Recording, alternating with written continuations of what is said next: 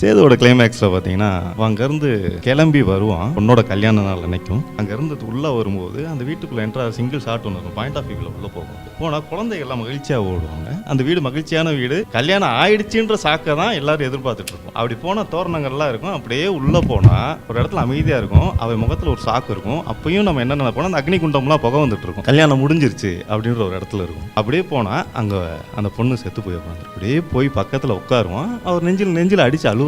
எல்லாம் எல்லவிடாது எதுக்கிடாதுன்னு அழுவாரு. அவருக்கு தெளிவாயிடுச்சுன்றது ஒரு ஷாட்ல காட்டுவோம். இப்படி நிமிந்து அந்த அக்காவோட ஹஸ்பண்ட் ஒரு மாதிரி ஒரு முறைப்பாரு, முறைச்சிட்டு அப்படின்னு சொல்லிட்டு எழுந்தவொடனே இளையராஜாவோட அந்த வாய்ஸ் வர ஆரம்பிக்கும், வார்த்தையை தவறி விட. அப்படியே வெளியில வருவாரு. வெளில வந்தா அந்த அக்ரகாரத்துல இருந்து ஒரு ஃப்ரெண்டு ஒரு பையன் இருப்பான். அந்த பையன் ஓடி வந்து தன்னை அடையாளம் காட்டுறதுக்காக ட்ரை பண்ணுவான். இவன் தெளிஞ்சிட்டான்றத புரிஞ்சு ஸ்ரீமனும் இன்னும் அந்த அஞ்சு மகேந்திரான்ற ஒருத்தர் வருவாரு. அப்புறம் அந்த இன்னொரு பொண்ணு இருப்பாங்கல்ல, அவங்களும் வருவாங்க. அப்புறம் அண்ணன் வருவாரு, அண்ணி வருவார். எல்லாம் தாண்டி அவர் போய் மேலே ஏறிட்டு இப்படி திரும்பி ஒரே ஒரு பார்வை மட்டும் தான் பார்ப்பாரு. அந்த வண்டி போகும், ஸ்பிளிம் பை பாலான்னு போட்டுருவார். நான் அப்படியே இதை எங்க எடுத்து வைக்கிறேன்னா, மூன்றாம் முறையில கமல் சார் வந்து தன்னை அடையாளம் காட்டிக்கிறதுக்காக, அந்த ஞாபகத்தை வர வைக்கிறதுக்காக பல இது பண்ணுவார் அவர். ஆனா அவங்களுக்கு அது தெரியாது போயிடும். ஆனா இவருக்கு தெரியும். ஸ்டில் இந்த உலகத்தில் நான் வேணான்னு சொல்லி போவார்ல, அது ஒரு திரும்ப பார்த்துட்டு மறுபடியும் ரீவைண்ட் பண்ணி ஒரு 10 வாட்டி பார்த்துட்டே இருந்தேன். அதான் சார், இந்த பாலுமேந்திரா சார்கிட்ட இருந்து நீங்க வந்து இந்த சினிமா பண்ணீங்கன்னு நான் ஃபர்ஸ்ட் கேள்வி கேட்டேன்ல, அதுக்கு இதுதான் காரணம். இதுல இருந்து இதுதான். அப்புறம் இன்னொன்னு கேள்விப்பட்டேன், உண்மையா இல்லையான்றதை மட்டும் நீங்க சொல்லுங்க.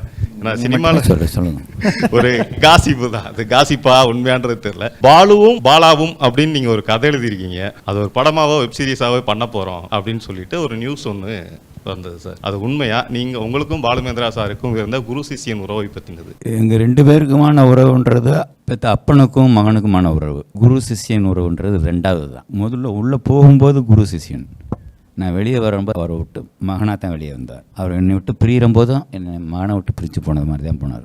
சிஷியனை விட்டு பிரிஞ்சு போன மாதிரி போகல. அப்படி ஒரு எண்ணம் இருக்குது, எழுதி வச்சிருக்கிறது உண்மை தான். ஆனால் அது சாத்தியமாகுமா இல்லையான்றது இனி காலம்தான் அதுக்கு பதில் சொல்லணும். ஸ்கிரிப்டை பண்ணிட்டீங்க அது. ஆமாம்.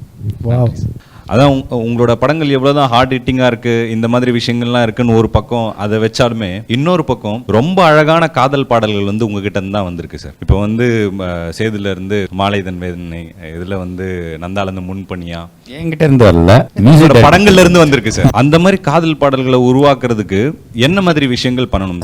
இல்லை, நம்ம கிரியேட் பண்ணுறது அதில் நான் கொஞ்சம் உடன்படுற இது. அது என்னன்னா, இளையராஜா சார் கூட ஒர்க் பண்ணுற போது மட்டும் நான் 1-2 இடத்துல தான் சுச்சுவேஷன் சொல்லுவேன். அவர் வந்து கதையை கேட்டுட்டு இருக்கிற போது, இருடா இந்த இடத்துல ஒரு பாட்டு வச்சுக்க, கொஞ்சம் ரிலீஃபாகவும் இருக்கும் அப்படின்னா அவர் சொல்லுவார் நமக்கு.